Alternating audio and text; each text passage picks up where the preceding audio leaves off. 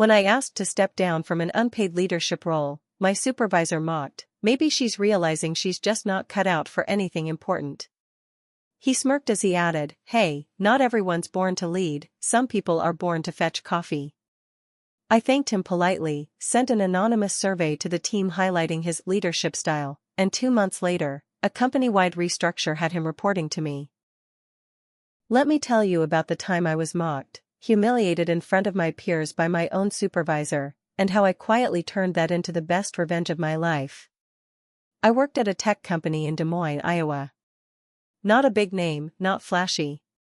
Just one of those places that churns out code, invoices, and internal politics like clockwork. My title was project coordinator, but I wore so many hats it felt more like juggling knives. If someone needed something organized, tracked, delegated, or cleaned up, it usually fell on my desk. So when the company started a growth circle leadership program, I joined. It was volunteer-based. No pay bump, no promotions guaranteed. But it was supposed to be a chance to get visibility, show initiative, develop management skills. I figured it could help me move up, maybe even get noticed beyond my team. I gave it everything. I organized events, led team building exercises, mentored new hires, and even created templates to help streamline project tracking. I was there early, stayed late, and made things happen. People appreciated me. At least, the ones doing the work did. Aaron didn't. Aaron was our supervisor. Mid-40s, khakis and blazer type with a rehearsed smile and that "I've read one leadership book" kind of vibe. He was technically in charge of the growth circle, but all he ever did was show up late to meetings and take credit for what we'd done. He was charming to executives. That's the only reason he was still around. He knew how to schmooze. Knew how to talk in circles that sounded impressive but meant nothing. 6 months into the growth circle, I burned out. I was juggling real work and this side project, and it was taking a toll. No recognition. No support. So I decided to step down. I sent Aaron a polite, professional email. Thanked him for the opportunity, said I needed to refocus on my main responsibilities. I thought that would be it. Instead, he called me out in front of 2 junior analysts during our Monday meeting. "Maybe she's realizing she's just not cut out for anything important," he said, laughing. I looked at him, stunned. He wasn't done. He added, "Hey, not everyone's born to lead. Some people are born to fetch coffee." He smirked like it was funny. Like we were all in on some inside joke where I was the punchline. The 2 junior analysts didn't know what to do. One stared at his keyboard. The other fidgeted with her pen. I smiled, nodded, and said, "Thanks for the feedback." Then I walked out of that room and made a decision. I wasn't going to yell. I wasn't going to file a complaint and be labeled emotional. I was going to dismantle him slowly. Quietly. From the inside. Now here's the thing Aaron didn't know. For the past month, I'd been helping HR build an employee engagement survey. I was one of the liaisons for our department. The idea was to gather anonymous feedback to improve morale and culture. They asked us to come up with questions that felt honest, clear, and useful. I pushed hard for a section on leadership behavior. And they agreed. When the survey launched, I didn't just fill it out. I wrote an essay. Bullet-pointed examples. Direct quotes. I described Aaron's pattern of dismissive comments, credit theft, and public humiliation. I made sure it didn't sound emotional, just factual, cold, undeniable. But I didn't stop there. Remember that growth circle? I still had connections. Quiet lunches, coffee chats, Slack DMs. I never asked anyone to lie. I just asked, "Did you experience anything similar? You know, from Aaron?" The answers came fast. Turns out I wasn't the only one. One woman had pitched a new internal process and Aaron had presented it to upper management with his name on it. Another team member said Aaron made a joke about her emotions getting in the way during a project sprint. Multiple people wrote responses in the survey. Some were short. Others were long. But the pattern was undeniable. HR flagged it. They launched a review. Quietly, of course. No drama. That's not how corporate works. Aaron started missing meetings. He stopped making snide comments. He looked tired. He'd step out for long walks during the day. Then we heard about a possible reorganization. 2 departments merging. New structure coming. And then, the bomb dropped. The project coordination team was being expanded into its own unit. And they needed a manager. They picked me. Apparently, my work on the growth circle, my coordination efforts, and even my feedback contributions all added up. I wasn't just the most qualified. I had allies. Quiet ones, in HR and other teams. People who saw what I did and backed me when the time came. Aaron? He didn't get fired. No. They did something better. They moved him, under me. Now he attends my meetings. Sits in my office waiting for my feedback. He submits reports that I approve. His emails start with "per your request." He still doesn't look me in the eye. I never mocked him. Never threw his own words back at him. But during our first team meeting, when he tried to interrupt me, I calmly said, "Let me finish." And he did. I could tell he hated it. I've never felt more powerful in my life. And we're just getting started. Things stayed quiet for a while. Aaron kept his head down. He responded to emails quickly, showed up on time, even tried smiling again, the fake kind. But I could tell it was eating him alive. He didn't know how to handle being under someone he used to mock. And I wasn't naive. I knew men like Aaron didn't just roll over. They regroup. It started small. I'd give feedback on his work, and he'd copy our director in on his replies, like he was trying to imply I was overstepping. He once sent a friendly reminder about a deadline I was already managing, CCing half the team, as if I wasn't doing my job. I let it slide. At first. Then I noticed something bigger. We had a team calendar where we tracked project deadlines. Aaron started entering fake deadlines, making it look like I was missing things. I caught it fast, but it was subtle. Just enough to create doubt if someone didn't look closely. That's when I realized he wasn't just bitter. He was trying to sabotage me. I documented everything. Every calendar change, every odd email, every weird CC. I had folders. Screenshots. Timelines. I also started quietly building support. I looped in my senior analyst, Rachel, one of the smartest people I know. I didn't feed her gossip. I just asked her to keep an eye on project timelines, and tell me if she noticed anything strange. She did. And she documented it, too. Then, a month later, HR asked us to submit performance reviews for our direct reports. I wrote Aaron's truthfully. Not cruel. Just clear. Inconsistent behavior. Questionable communication. Undermining team collaboration. All backed by examples. 2 weeks later, my director called me into a private meeting. Apparently, Aaron had submitted a performance review on me, even though he wasn't authorized to. He claimed I was disorganized, inexperienced, and struggling with authority. But my director already knew. He'd seen the reports. The timelines. The emails. And he told me, off the record, this isn't the first time we've had complaints about him. You're not alone. HR launched a second investigation. This time, not just about survey feedback, but ongoing sabotage. Aaron was pulled into several meetings. Came out of each one paler than before. He stopped making eye contact with anyone.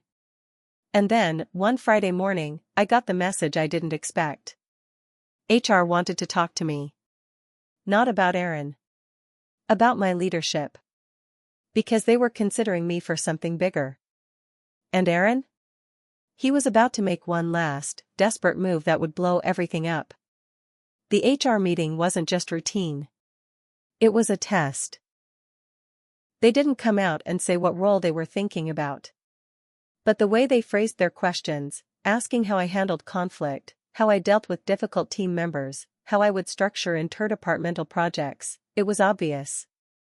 They were thinking of giving me a promotion. A big one. Possibly a senior project manager role that would put me over multiple teams, not just mine. I played it cool. Gave honest, direct answers. I didn't throw Aaron under the bus, even though I easily could have. I mentioned the issues we had, but I focused on how I managed through them. HR seemed impressed. But I knew something was coming. Aaron was too quiet. And then it happened. 3 days later, one of my own team members, Jared, pulled me aside. He was new, maybe 4 months in, and had always seemed eager to please. But he looked uncomfortable. He told me Aaron had approached him privately. Asked him to keep an eye on me. Said I was not as confident as I pretended to be and might need gentle correction. In other words, he was trying to use Jared to spy on me, and if I slipped, report back. I thanked Jared and told him I appreciated his honesty. That night, I went back through my emails, my files. Something didn't sit right. If Aaron was trying to turn my own team against me, he wasn't just bitter, he was desperate. And desperate people make mistakes. That's when I noticed it. A project timeline we had handed off to the finance team had been changed. Not by me. I pulled the version history. The edit was traced to Aaron's login. He had changed key dates to make it look like I had approved a rushed budget proposal, one that had already gone to the CFO. If I hadn't caught it, it could have damaged my credibility with upper management. This wasn't just sabotage anymore. This was personal. I documented everything. Again. Sent a careful, fact-based email to HR and my director, attaching the version history. I said nothing in the office. I wanted to see what Aaron would do next. The fallout was fast. HR called him in the next morning. He didn't come back for the rest of the day. The day after, his desk was cleared before 9 a.m. No email. No goodbye. Just, gone. But that wasn't the end. Because a week later, I got a message on LinkedIn. From Aaron's wife. And what she told me changed everything. I stared at the message for a full minute. It was simple. Just a single sentence. Hi, I'm Aaron's wife.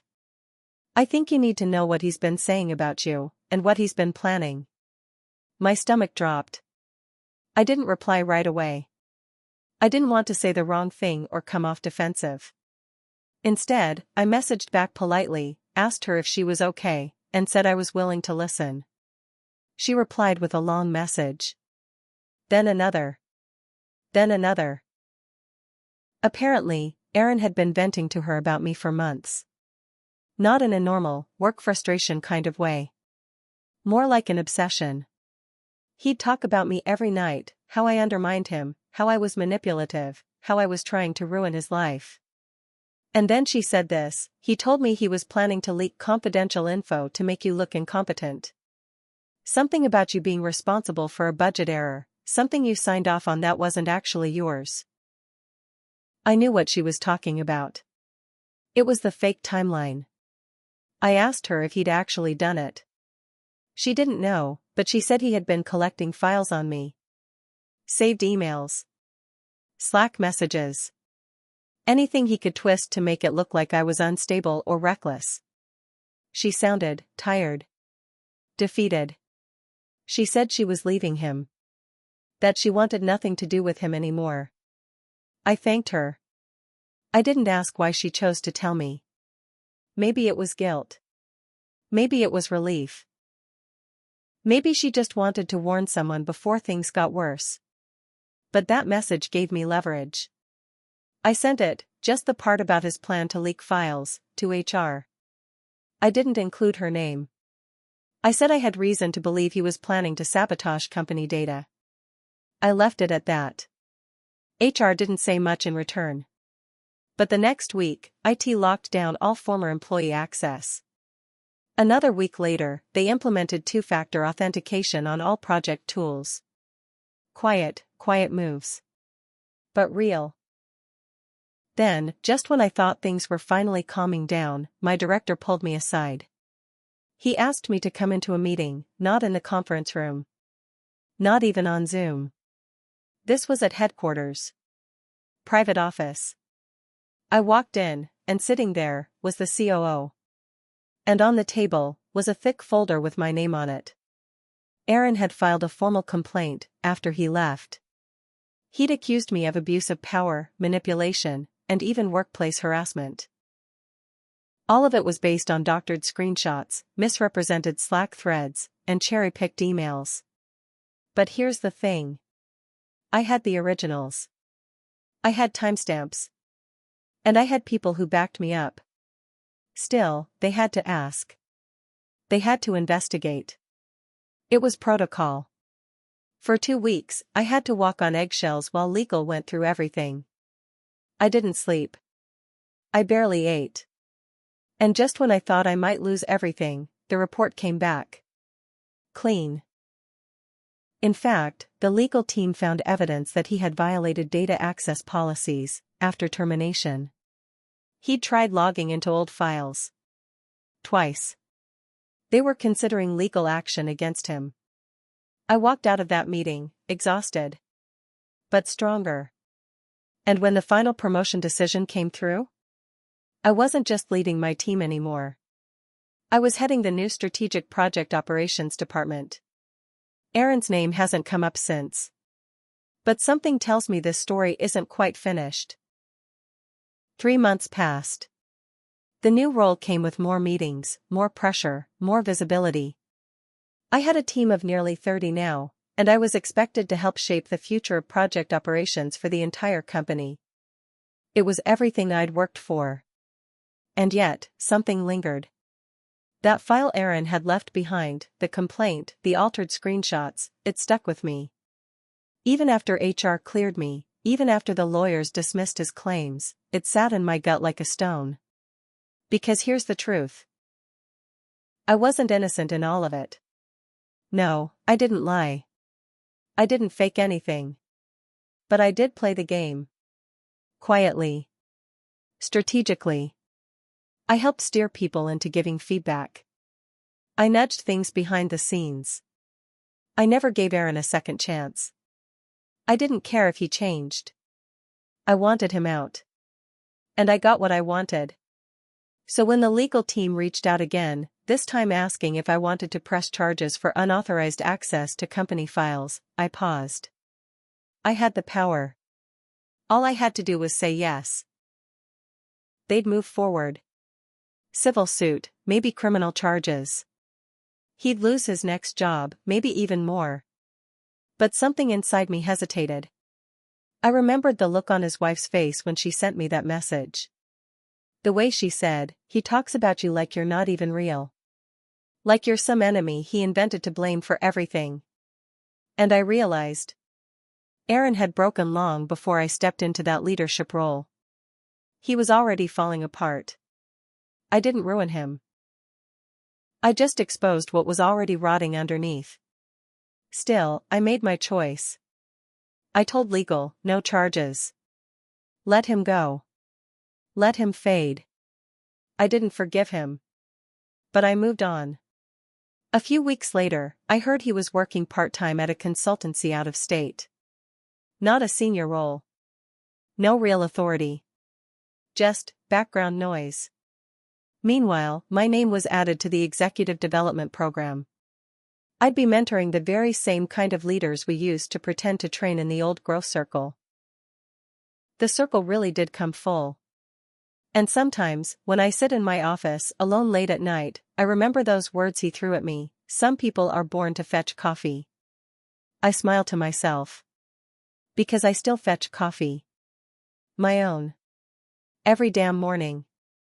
But now? I drink it from the corner office. And no one tells me who I'm supposed to be anymore.